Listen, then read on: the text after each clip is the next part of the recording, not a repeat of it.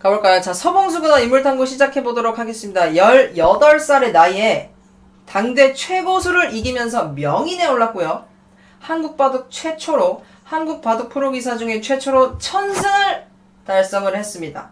그리고 진로배 국가대항전에서 9연승이라는 대기록을 세웠고요. 그리고 응시배 우승까지 이 야전사령관 서봉수의 인물 탐구를 시작을 해보겠습니다. 그리고 일단 서봉수 구단 하면은 바둑을 뭐 가르쳐준 스승이 이렇게 따로 없어요. 따로 없고 거의 이제 독학이라고 볼 수가 있죠. 독학으로 이 정상까지 올라가신 그런 프로기사, 인류 기사들이 거의 없거든요. 거의 없어요. 뭐 천재기사라고 사실은 볼 수가 있어요. 엘리트 코스를 밟아가지고 이제 정상에 오른 조훈현 구단이랑은 좀 대조적이라고 볼 수가 있는데 어떤 지경이었냐면은 여러분들 혹시 현현기경이라는 책 아시나요? 바둑책의 어떤 바이블이라고 볼 수가 있어요. 그 현현기경을 제대로 보지도 않고 입단을 해가지고 나중에 입단 후에 이 책을 보고서 아 이렇게 좋은 책이 있었구나 라고 하는 그렇게 이제 탄식을 했던 일화가 있기까지 합니다. 바둑을 프로가 되려면은 거의 뭐 현현기경은 다 기본으로 이제 보는 거거든요. 자 그리고 이제 서봉수 구단 같은 경우에는 몇 년생 출신이냐면은 1953년 대전 출신이에요. 대전 출신. 그리고 이제 어린 시절에 서울로 올라와가지고 고향에 대한 기억은 별로 없고요. 로고가 어딨나요? 로고요? 로고 옮겨드릴게요. 일단은 아프리카 로고를 좀 옮길게요. 어디로 옮기지? 위로 옮기고 됐죠? 자 계속해서 가보면은 서봉수가 바둑에 입문하게 된 계기는 부친의 영향이 있었죠. 여러분들 바둑 입문 어떻게 하셨나요? 저 같은 경우에는 이제 친구가 데려가서 바둑학원을 데려가서 이제 그런 영향을 받았는데 보통 가족들의 영향을 진짜 많이 받아요. 아니면 뭐 친구들 그쵸? 아니면 뭐 고스트 바둑왕 요새는. 근데 이제 그 당시에는 고스트 바둑왕이 없잖아요. 1950년대에는 진짜 언론에서 많이 본다 그러면 신문에 있는 그 바둑 기보 뭐 요 정도거든요. 그렇기 때문에 뭐 이렇게 어깨 너머로 배우는 경우가 되게 많은데 서봉수는 일단 집안에서 막내였고요. 바둑을 진짜 늦게 배워요. 인류 기사들이 보통 바둑 입문 언제 하죠? 6살 뭐 7살 빠르면 진짜 5살에도 하는데 서봉수 구단은 바둑 입문을 언제 했냐면 중학교 1학년 때예요. 중학교 1학년 때 어떻게 하냐면 아버지가 바둑을 너무 좋아하셔가지고 기원에 항상 나가시는 거예요. 그래서 거기서 이제 어깨 너머로 바둑을 배우고는 했는데 어느 정도였냐면 아버지가 바둑을 좋아하신 게 어머니가 이제 저기 아버지한테 밥 좀 갖다 드려라 하고 심부름을 보내요. 그러면 서봉수 어린이가 아버지에게 그 기원에 가가지고 밥을 드리는데 아버지가 바둑 끝날 때까지 기다려야 돼요. 밥을 드리려면은. 그래서 이제 그런 식으로 기원에 자주 가다 보니까 자연스럽게 바둑을 배우기 시작을 했다. 그리고 이제 어린 시절을 어디서 보냈냐면 이태원 여러분 요새 이제 상당히 핫하다는 이태원에서 바둑을 배우는데 이태원에서 이제 어린 시절을 보내고 좀 더 성장을 해서는 노량진에서 살았죠. 집안 형편이 그렇게 가난하진 않았어요. 근데 이제 그 당시에는 다들 먹고 살기가 힘들었잖아요. 그래서 이제 그 집 근처에 있던 미군 부대 막 철조망을 넘어가지고 거기에 막 탄피들이 많은데 그거를 막 가져와가지고 엿바꿔 먹고 뭐 그렇게 이제 많이 놀았다고 해요. 그래서 이제 어린 시절에 서봉수는 상당히 개구장이에 반항하였다. 그리고 이제 학교 다닐 때 공부에 별 취미가 없었대요. 서봉수 구단은 그냥 뭐 강의를 듣기만 하면은 계속 졸음이 오고 그래서 일단은 공부에 취미가 없었고 근데 이제 바둑을 배우기 시작했고 중학교 1학년 때 시작을 했는데 고등학교 때 거기에 이제 국가대표로 뽑히게 되는 거예요. 이건 엄청난 인재 중에 인재죠. 바둑 배운 지 얼마 되지도 않았는데 그래서 그때까지만 하더라도 어머니가 되게 반대했어요. 바둑 공부해서 뭐하냐 바둑해서 네 밥 먹여 살려주냐 그게 학교 공부나 해 이렇게 이제 반대하셨었는데 국가대표로 뽑혀가지고 타이완에 가게 돼요. 대만이죠. 그래서 이제 그 당시에 자동차도 타기 힘든 어려운 시대에 비행기를 타고 대만까지 아들이 가버리니까 거기서부터 이제 어머니의 마음을 얻어가지고 바둑 공부를 이제 해라 이렇게 허락을 얻은 거죠. 그때부터 어머니의 인정을 받기 시작을 하면서 바둑계에 이제 들어오게 되는데, 일단은 뭐 정식으로 선생님한테 배운 것도 아니고 그냥 어떤 식으로 공부를 했냐면 유명하다는 책을 몇 권 본 게 전부였어요. 근데 이제 거의 독학으로 뭐 실전을 통해서 익혔다고 볼 수가 있죠. 바둑을 이제 항상 두니까 거기를 통해서 뭔가를 이제 배운 거죠. 그러다 보니까 이제 사람들은 뭐 된장 바둑이다라는 말을 많이 하고, 그리고 일본 유학도 가려고 했어요. 그때만 하더라도 일본이 바둑 세계 최강국이었거든요. 우리나라 이제 기사들이 다 일본으로 이제 유학을 갔는데 서봉수 구단은 뭐 가려고 했는데 잘 이제 뭐가 잘 안 돼가지고 못 갔다 그러네요. 그리고 이제 1970년대 바둑 프로 기사로 입단을 하고요. 여기 이제 왼쪽이 한국바둑의 대부 조남철 선생님, 그리고 오른쪽이 서봉수 선수인데 이때가 서봉수 2단 시절이에요. 귀요미 2단 시절에 나이는 20살. 그때 당대 최고단자 조남철 8단이었네요. 이때는 조남철 8단으로부터 제4기 명인전의 패권을 쟁취를 해버립니다. 명인전이에요. 명인전. 요즘은요, 여러분 1단이 뭐 프로 1단이 9단을 이겨도 뭐 그렇게 놀랍지 않은데, 그때만 하더라도 승단대회의 어떤 권위라든지 그런 것들이 상당히 강했기 때문에 2단이 8단을 이겼다는 거는 상당히 충격적인 일이었어요. 그리고 대회 결승에 오를 때는 심지어 초단이었고요. 초단은 이제 1단을 말을 하죠. 그리고 결승 5번기 도중 승단 대회를 통과를 해가지고 2단으로 승단을 한 거예요. 그러니까 엄청난 이변이었다고 볼 수가 있죠. 입단에서 첫 우승까지, 이거는 아직도 이 기록이 깨지지 않고 있어요. 얼마나 걸렸냐면은 고작 1년 8개월이 걸렸어요. 고작. 이 기록은 아직도 깨지지 않고 있고, 2위가 누구냐면은 박영훈, 지금 현재 일선에서 아주 뛰고 있는 박영훈 9단이 그 당시에 박영훈 2단이었고 2년 만에 타이틀을 딴 게 있어요. 그것도 이제 그게 2위고요. 1위가 지금도 이제 서명희 님이신데, 그리고 이거를 딴 다음에 명인위를 5연패를 합니다. 그러니까 5번의 연속으로 명인을 가져갔다는 거죠. 그래서 이제 서명인이라고 불리게 되는 거죠. 보통 이제 국수를 뭐 딴다 그러면은 뭐 조은현 구단이 국수를 따서 조국수 뭐 이런 식으로 불리기 때문에 서봉수 구단 같은 경우에는 서명인이라고 많이 불리어요. 그리고 조은현은 그 당시에 국수전을 우승을 하죠. 그리고 이제 한국 바둑의 개척자 조남철, 김인, 윤기현 구단 등 일본 유학파 어떤 1세대들의 막을 내리고 조국수와 서명인의 장기 집권 시대가 열리는 거죠. 바로 조서의 대결이라고 보통 많이 하거든요. 요런 이제 시대가 열리게 되는 거예요. 1970년대부터 시작이 이제 되는데 20여 년, 뭐 길게 보면 한 20년 정도 이제 왼쪽이 조은현 구단이고 오른쪽이 서봉수 구단이에요. 흑백 사진이 뭔가 좀 더 느낌 있지 않나요? 근데 약간 옆모습 둘 다 약간 좀 날카롭고, 그쵸? 아, 이어폰 빼고 와야겠다. 그래서 이제 조은현과의 타이틀 매치만 몇 번이나 했는지 아세요? 이 두 사람이 무려 150회나 했습니다. 150회. 두 사람 그 타이틀 매치만요. 초창기에는요, 사실은 서로 이겼다 졌다 했어요. 이겼다 졌다 했는데 나중에는 이제 서봉수가 많이 졌죠. 당시 국내에는 근데 조은현이 1인자였고 조은현과 대등하게 싸울 수 있는 프로가 오직 서봉수 뿐이었다는 거고, 서봉수 아래로 사실 뭐 도전 5강이라 그래서 선웅욱, 강훈, 장수영, 뭐 백성호, 김수장 뭐 이렇게 있었는데 그들은 이제 10년 동안 끊임없이 도전을 하죠.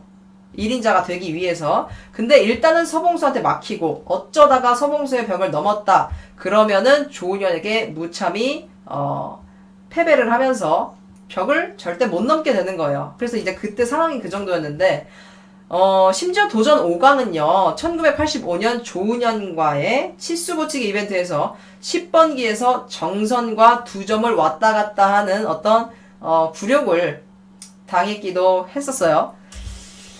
대한민국 바둑계에서는 서봉수 외에 조은현과 싸움이 되는 기사가 아예 없었다고 보면 되고요, 그 당시에. 덕분에 이제 타이틀 매치는 조은현 대 서봉수, 서봉수 대 조은현의 어떤 그런 구도가 됐고, 이 조국수와 서명인의 시대는 결국 1990년대 초에 유창혁과 이창호가 등장할 때까지 뭐 10년간 지속이 됐죠. 그럼요. 그럼 대단하신 분이죠. 1970년대 중반부터 80년대 후반까지 1인자로 군림했던 조은현과 숙명의 대결을 거듭해서 이른바 조서시대를 이끌었다고 볼 수가 있습니다. 자, 그리고 이제 서봉수 구단이 한국 최초로 1000승을 달성했어요. 1000승. 1000승입니다, 여러분. 바둑을 1000판을 이겼다는 거예요. 조은현이 사실은 그때 1인자였는데 왜 1000승을 먼저 달성을 못했냐, 이렇게 궁금해 하시는 분들이 있으실 텐데, 조훈현은 대부분 대회의 어떤 타이틀 홀더였어요. 그쵸? 그렇기 때문에 당시 도전기 대회 방식이 많은 특성상 도전기를 제외하면은 뭐 이렇게 시합이 많지 않았거든요. 근데 서봉수 같은 경우에는 조훈현한테 이제 지면은 바로 본선으로 떨어지잖아요. 그러면은 타이틀전을 가려면 본선을 많이 이기고 올라가야 돼요. 그래서 이렇게 승수를 많이 쌓을 수가 있었다. 그래서 조훈현보다 어떻게 보면은 먼저 1000승에 도달할 수 있었던 거라고 볼 수가 있죠. 그리고 이제 바둑 올림픽이라고 불리우는 응시배, 서봉수 구단이 제2회 응시배에서 우승을 합니다. 이거 세계대회거든요. 규모가 이제 제일 크죠. 그 당시에도 이제 제일 큰데, 이 2회 대회 때 사실은 결승전에서 누굴 만났냐면은 오다케 히데오라고 아시나요? 일본의 미학이라고 불리우는 오다케 히데오 선수가 있는데, 이 오다케가 보기에는 서봉수 구단의 바둑은 뭐 기본기도 안 돼 있고 바둑이 이렇게 무식하나 라면서 이제 경시를 했단 말이에요. 근데 서봉수 구단은 또 나름대로 오다케는 괜히 모양이나 따지고 말이야, 난전에는 너무 약해 라고 하면서 또 나름대로 경시를 하고요. 그래서 이제 서로 사실 뭐 스타일이 너무 달랐어요. 어떤 소리 나나요? 뭐 소리 났어요?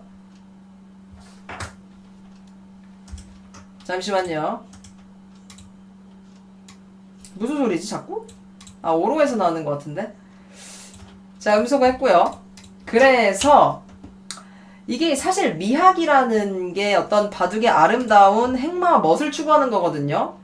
근데 이제 사실 나쁜 건 아니에요. 나쁜 거는 아닌데, 젊어서는 이제 서봉수 구단이 그렇게 생각을 하질 못했던 거죠.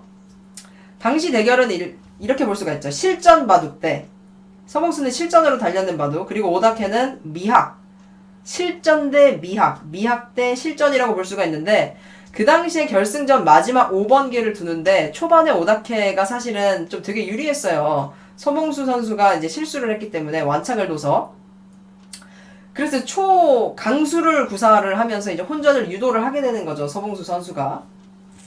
하지만 결국에 이제 오다케가 실수를 했고요. 그리고 그거를 놓치지 않고 서봉수 구단이 대마를 역으로 잡아내면서 역전승을 하게 됩니다. 언론도 뭐라 그러냐면은 천운이 따랐다, 기적같은 역전승이다 라고 보도를 했어요. 어떻게 보면은 근데 결승전 같은 경우에는 운도 되게 많이 따라줘야 되는 것 같아요. 뭐 실력은 당연히 있으니까 결승에 오른 거고, 물론 심장 싸움이긴 한데. 자, 그렇게 해서 이제 서봉수 구단이 제2회 응시배를 우승을 하게 되고요. 그리고 진로배는 또 서봉수 구단 하면은 또 진로배죠, 사실은. 이 사진 되게 오래된 것 같지 않아 보이나요? 이 사진 같은 경우에는 왼쪽에 있는 분이 서봉수 선수, 그리고 오른쪽에 있는 분이 누구죠? 요다 노리모토. 이창호 구단이 전성기 때 항상 이 사람한테 졌거든요, 요다한테. 그래서 이창호의 천적이라고 불리우는데, 이 두 분이 이제 사실 두는 거고, 진로배에서 이제 뒀고요. 진로배에서 뒀었고, 1996년에서 97년 제5회 진로배 국가대항전을 서봉수의 진정한 절정으로 사실 꼽는데, 이창호의 독재로 조은현마저 밀리는 와중에 서봉수는 그때 당시 완전히 뒷전으로 이제 물러났다고 이제 사람들이 생각을 했어요. 그래서 모두가 서봉수는 이제 끝났다라고 이제 말을 하고 있을 때 실제로 제4회 진로배에서는 국가대표로 뽑히지도 못해요. 뽑히지도 못하는 굴욕을 맛보는데 이거는 이제 5회예요. 그러나 1997년에 진로배 국가대항전 한국의 4장으로 나서고요. 두 번째로 이제 나가게 됩니다. 그리고 서봉수는 중국과 일본의 기사들을 9연승으로 싹 쓸어버리면서 한중일 3국을 아주 충격의 도가니로 몰아붙였고요. 무려 15명이 출전한 올스타전에서 열린 대국은 고작 11국이었어요. 서봉수가 다 이겨버려서. 중국의 오장 위빈이 거둔 2승을 제외를 하면은 나머지 대국은 모두 서봉수의 것이었습니다. 대단합니다. 국가대항전에서 9연승은요, 얼마나 대단한 거냐면, 아직까지도, 이 당시가 1997년인데, 아직까지도 깨지지 않은, 전무후무한 대기록이라고 볼 수가 있고요. 근데 또 어떻게 분석을 해보면은, 그때는 실력이 다들 상향 평준화가 안 됐다고 볼 수가 있어요. 지금이랑 비교해서는. 그래서 뭐, 요즘 같은 경우에는 엄청난 운이 따라야 된다고 이제 보는데, 뭐, 그 당시만 하더라도 사실 대단한 거죠. 진로배에서 사실 뭐 여러 가지 운 좋은 판들이 있었지만 서봉수 구단이 나중에 이렇게 말해요. 거의 이제 99.9% 졌다고 생각했던 판이 있었는데 상대방이 거의 이런 급의 실수를 해요. 1 더하기 1은 여러분 뭐죠? 2죠. 근데 1 더하기 1은 3이라는 그런 말도 안 되는 실수를 해서 내가 이겼다 이거죠. 그러니까 얼마나 운이 좋았으면 이렇게까지 표현을 했나요? 자, 그래서 그 덕분에 9연승을 할 수 있었고요. 그때 이제 마지막 판이 중국의 마샤오춘 구단이었는데, 마샤오춘한테는 뭐 꽤 쉽게 이겼고, 그 이후로 중국 기사 천적이라는 소리를 들었어요. 이렇게 신문에까지, 기적의 9연승 해가지고, 신문에까지 났습니다. 된장바득, 최근 슬럼프에서 화려한 재기를 했고, 연승 상금만 1억 4천만원 덤으로 챙겼다고 합니다. 1997년에 1억 4천만 원은 돈의 가치가 뭐 지금이랑은 뭐 비교가 안 되죠. 그쵸? 저 당시에 1억 4천만 원이면은 연승을 해서 요즘에는 뭐 더 받죠. 자, 그래서 이제 신문회까지 이제 9연승으로 거의 뭐 기적 같은 일을 만들으셨어요. 서봉수 구단이. 그렇다면 이제 바둑 스타일도 상당히 흥미로운데 상당히 처절하고 독한 스타일이고요. 뽑아도 계속 나는 잡초 같은 스타일이라고도 많이 말을 하고요. 승부 분석이 너무나 뛰어나고 상당히 이제 처절한 맛이 있습니다. 절망적인 상황에서 아주 초강수로 연거푸 이어가면서 바둑을 혼전으로 만든 다음에 이제 대마를 확 때려잡는 그런 부분도 있고, 근데 이제 서봉수 구단 같은 경우에는 일본에서 유학을 안 했잖아요. 거의 대부분의 인류 기사들은 일본에서 유학을 했었거든요. 그러면 이제 그 기사들 같은 경우에는 어떤 돌의 미학, 즉 모양을 중시하고 정석적인 바둑을 좀 추구했다고 하면은 그에 반해서 서봉수 구단 같은 경우에는 돌의 모양이나 정석에는 구애받지 않고 아주 실전적인 수를 최우선으로 생각을 해서 어떤 승부처를 잡아내는 동물적인 감각이 상당히 뛰어났다. 그래서 이제 별명도 반상의 야전 사령관 아니면 야성의 승부사 이렇게 불리우죠. 그리고 이제 뭐 라이벌이라고 이제 볼 수가 있는데 조훈현 구단과의 근데 어떤 사이가 사실 그렇게 좋진 않아요. 조훈현 구단의 그 라이벌이죠. 150차례의 타이틀 매치를 했던 이 두 사람의 사이가 썩 좋지는 않아요. 일단은 대국이 끝나면은 보통 복귀라는 걸 하거든요. 이제 의견을 서로 나누는 거죠. 이 바둑에 대해서. 근데 이 두 사람의 대국이 끝나면 복귀를 하지 않아요. 그리고 그냥 자리를 뜨고요. 공식 석상에서도 사실 별로 마주치지 않으려고 하는 그런 사이가 됐고요.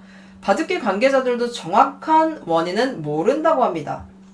서봉수는 자신이 이제 특별히 싫어한 건 아니고 조훈현이 자신을 멀리하다 보니까 자신도 자연스럽게 조훈현을 멀리하게 됐다고 언급을 한 적이 있고요. 조훈현 같은 경우에는 조훈현의 고수의 생각법이라는 책이 있어요. 그 책에서 승률 90%에 달하던 자신에게 패배를 해도 전혀 무뎌지지 않고 사냥개처럼 집념을 보이던 그 서봉수, 자신을 꺾는 그의 모습에, 그러고도 이제 자신이 이제 서봉수 구단이 사냥개처럼 도전을 해서 조훈현 구단이 또 꺾은 적도 있거든요. 그의 모습이 언제부턴가 뭔가 좀 어긋나기 시작을 했다. 그래서 복귀는 한 번 안 하게 되니까 계속 안 하게 되고요. 그 무렵부터는 사석에서 만나는 일도 좀 뜸해졌고 일부러 더 확실한 패배감을 안겨주기 위해서 다 이긴 경기에서도 어떤 독수를 두곤 했다고 고백을 했다고 합니다. 저도 이제 그거를 상상해봤는데 내가 졌는데 이미 나는 이길 가능성이 없는데 상대가 일부러 막 독수를 두고 막 그러면 진짜 괴로울 것 같아요. 근데 이제 이 두 사람은 어찌됐건 그 뭔가 피 튀기는 뭔가 있거든요. 그 두 사람 사이에. 그렇기 때문에 이제 이런 일들이 일어난 것 같은데 사실 돕기하면은 서봉수 구단이 더하면 더했지 못하지는 않아서 특별히 악감정이 없는 상대에게도 승리를 하기 위해서 일부러 뭔가 적개심을 고취하는 방식으로 승부욕을 태웠다라고 발언을 하곤 했고요. 사실은 지금 같은 경우에는 서로를 멀리서 응원을 하고 있고, 하지만 지금 뭐 그 둘의 과거가 이미 돌이킬 수 없이 너무 멀리 왔고요.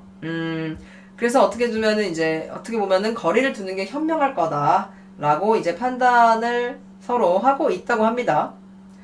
그리고 이제 바둑계 관계자들 같은 경우에는 어떻게 말을 하냐면 엘리트 코스를 밟은 유학파 조은현 그리고 순국산 바둑이라 그러죠. 이제 서봉수의 바둑, 뭐 된장 바둑이라고 말을 하는데 근데 사실 서봉수보다는 된장 바둑이보다는 고추장 바둑이라고 불리는 걸 더 좋아한대요. 뭔가 이제 이창호 바둑이 된장 바둑이고 라고 하면서 나 같은 이제 화끈한 바둑은 이제 고추장 바둑이라고 해야 맞지. 이렇게 이제 말씀을 하셨었고 근데 이제 조은현 같은 경우에는 왜 1인자를 했고 그거를 이제 더 왜 오래 지켰냐 이런 거를 분석해 봤을 때 어떻게 보면은 조은현 구단에 비해서 서봉수 구단이 기본기 없이 독학으로 배운 그런 바둑의 한계가 여기서 나오는 것이 아니냐라고 분석을 하기도 하고요. 조훈현이 사실 입단을 9살에 했거든요. 근데 서봉수 구단 같은 경우에는 조훈현이 입단할 때 바둑알을 쥐고 있지도 않았어요. 중학교 1학년 때 바둑에 입문했거든요. 그렇기 때문에 이제 바둑을 둔 뭐랄까 세월도 좀 차이가 나고요. 서봉수 같은 경우에는 혼자 책을 보면서 17살 때인 1970년대에 입단을 했거든요. 그리고 이제 서봉수가 이렇게 말을 해요. 조국수랑 나를 상당히 많이 비교하는데 조국수는 천재형이고 나는 바보형이다. 조국수는 일단 순발력이 뛰어나고 계산이 엄청 빨라요. 하지만 이제 나는 보통 사람이어서 평범하게 꾸준하게 노력했다 이거예요. 진짜 바보가 아니라. 그리고 이제 내가 농담으로는 조국수 샌드백 구실을 했다라는 거고 경쟁 관계라고 말을 많이 하지만 사실은 내가 많이 밀린다라고 말씀을 하셨어요. 그리고 나서 이제 서봉수 구단이 2000년 이후로 성적이 급격히 하락하기 시작을 하고요.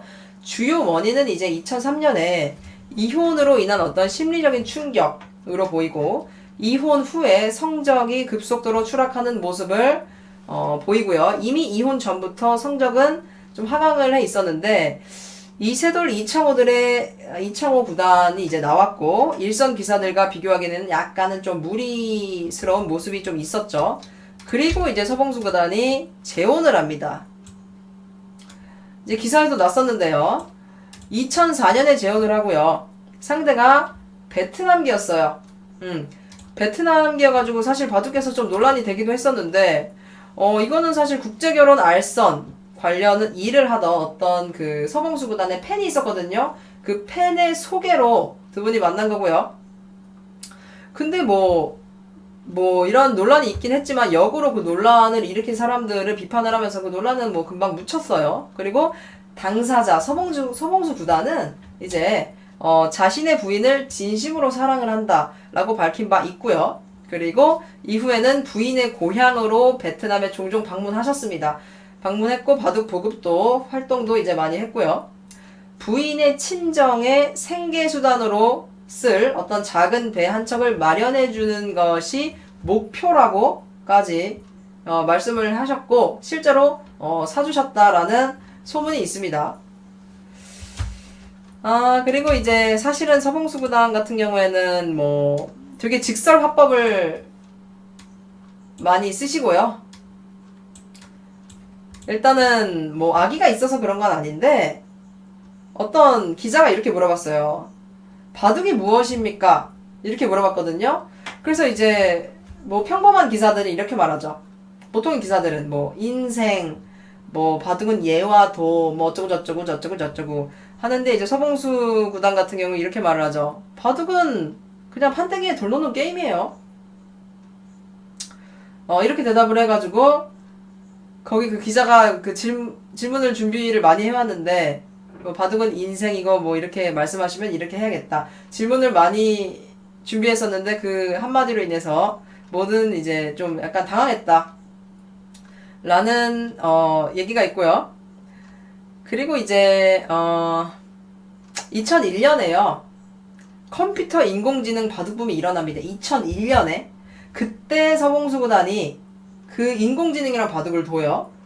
가로수닷컴 바둑대회. 이름만 들어도 뭔가 추억 돋지 않나요? 가로수닷컴이에요. 바둑대회. 우승 프로그램이었던 고메이트. 이름이 고메이트예요. 고메이트. 고메이트 인공지능과 9점 젖바둑을 둡니다. 근데 이 서구단이 여기서 첫 수를 어디를 두냐면 첫 수를 보통 뭐 날일자를 걸치거나 뭐 이런 식으로 두는데 첫 수를 100으로 2에 둬버려요. 2에 2. 이거는 컴퓨터에 그 데이터가 있을 리가 없잖아요. 그래서 이 고메이트 씨가 상당히 당황하게 되면서 계속 실수를 거듭하자 손쉽게 바둑 국면을 장악을 해버리고요. 그때 이제 그래가지고 이제 서봉수 구단이 이기게 되는데 그때 서봉수 구단이 평가한 그 고메이트의 기력, 그 기력 같은 경우에는 9급으로 평가를 했다고 합니다. 9급. 근데 15년이 지난 후에 알파고가 9급이었는데 인공지능 알파고가 세계 최고의 프로기사를 이겨버렸죠. 그리고 그때 당시에 이제 인공지능에 대해서 서봉수 구단이 말을 했어요. 뭐 한 15년 전, 20년 전에 이런 말을 했죠. 바둑의 신이 있다면은 그의 눈에는 승부순위 기세니 하는 뭐 그런 애매모호한 말은 전부 가소롭다. 신의 눈에는 오로지 정수와 악수밖에 없다. 근데 사실 그거는 뭐 지금 알파고를 보면은 딱 알 수가 있죠. 그래서 이게 사실 다시 재조명되고 있어요. 그 당시에 서봉수 구단이 했던 그 인터뷰가. 뭐 최근은 사실 서봉수 구단은 큰 대회 본선에서는 이제 보기는 좀 힘들고 시니어 기전에서 우승권을 다투고 있고요. 한국바둑 리그에서 감독으로 활동을 하기도 했었습니다. 자, 서봉수 구단의 어떤 어록이 있어요. 어록은 나는 영원한 학생이다. forever. 체력이 완전히 떨어질 때까지는 계속 바둑을 배운다. 바둑은 공부할수록 계속 실력이 늘고 내 바둑도 계속 실력이 늘고 있다. 지금도 틈만 날 때마다 한국기원에 와서 연구생들 틈에 껴가지고 공부를 한다. 나이 차이가 좋게 50년은 나는데 새까만 후배들이지만 실력은 아주 수준급들이니까 배울 게 있으면 배우는 거다. 진짜로 한국기원에 가면은 서봉수 구단 정말 자주 볼 수 있고요. 그 어린 후배들과 같이 항상 연구하고 계시거든요. 그리고 이제 또 하나는 조국수, 조은영 구단이랑 나랑 다른 점 중에 하나는, 일단은 조국수 같은 경우에는 이창호 구단이라는 아주 엄청난 제자를 키워냈었죠. 하지만 서봉수 구단은 제자를 키우지 않았어요. 서봉수 구단 같은 경우에는 제자를 키울 생각은 없다고 하시고, 제자 키우는 거는 아마 앞으로도 쉽지 않을 것 같다. 그저 눈 감는 날까지, 체력이 되는 그날까지 나는 바둑을 즐겁게 두면서 살다가 죽는 게 소원이라면 소원이다. 라고 말씀을 하셨습니다. 정말 바둑이 없으면 서봉수 구단 뭐 하셨을까? 다시 태어나도 바둑을 하고 100번 태어나셔도 바둑 할 것 같아요. 그쵸? 그리고 이제 서봉수 구단 같은 경우에는 사실은 바둑밖에 모르실 것 같지만 1983년에 봄에요. 한상대 교수님이라고 계셔요. 저도 이제 이분한테 바둑 영어를 배웠었는데 한상대 교수님 부부가 해외여행을 떠나거든요. 약 2달 일정으로 호주와 유럽을 답사를 하는데 이 한상대 교수님 같은 경우에는 바둑 광이고요. 바둑 정말 좋아하시고 정치 외교학과와 성악을 전공을 하셨어요. 그리고 호주 바둑계에 상당히 큰 공로를 한 인물이신데 어떻게 연이 돼가지고 이제 서봉수 구단이랑 그들과 함께 여행길에 올라요. 그러다가 여행은 상당히 강행군의 일정이었죠. 서봉수의 체력으로는 감당하기가 상당히 힘들었는데 그래서 이제 서봉수 구단 여행하면서 막 너무 힘들다고 불평을 했어요. 그리고 한상대는 뭐 서봉수보다 10살이 일단 위였고 서봉수를 위해서 그의 정신적으로의 그 시야 확장이 필요하다고 생각을 하고 이런 이제 문화적인 거나 역사적인 거나 계속 이렇게 설명을 하면서 같이 여행을 했던 거죠. 그리고 나서 여행에서 서봉수가 돌아왔고요. 그는 달라져 있었습니다. 세상과 사물을 보는 눈이 어떻게 보면 이제 한꺼풀 벗겨진 것 같았다. 그리고 여행 다녀와가지고 뭐 했는지 아세요? 서봉수 구단은 이제 세상에 대한 무한한 호기심을 나타내면서 그때부터 국어사전, 영어사전, 두꺼운 옥편 그거를 샀고요. 뭐 소설책, 철학책을 막 사들였다 그래요. 물론 다 봤는지 다 보셨는지는 의문인데 그리고 이제 가까운 사람들을 만나면 책을 좀 좋은 책을 좀 추천해달라 이렇게 이제 물어보기 시작했고 세상의 근본적인 것들을 묻기 시작했다 그래요. 예를 들어서 정열과 열정의 사이는 뭔가요? 집시와 보헤미안과 나그네의 차이는 뭔가요? 뭐 이런 것들. 그리고 이제 이런 것들에 대해서 답을 찾다가 그 해에 여행을 갔다 와서 83년 여름, 가을에 걸쳐서 서봉수가 제14기 명인과 제8기 기왕을 쟁취를 하면서 상당히 이제 성적이 좋았었죠. 넓은 세상에서 어떻게 보면 이제 새로운 문물을 구경을 하고 견문을 넓히고 온 영향도 어떻게 보면 좀 있지 않았나 생각이 들고요.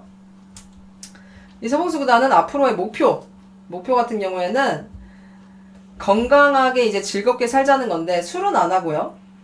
술은 안 하고 젊어서는 서봉수 구단이 승부욕이 정말 강하다 보니까 중요한 대국을 앞두고 아주 스트레스를 많이 받았다 그래요. 그리고 대국 전날은 밥도 못 먹을 정도로 그 정도였는데 사실 지금은 좀 나이를 먹다 보니까 모든 거를 이제 즐겁게 하게 된다고 하십니다. 그의 끈질기고도 근성 있는 바둑가 인생 서봉수 구단의 인물 탐구는 여기까지고요.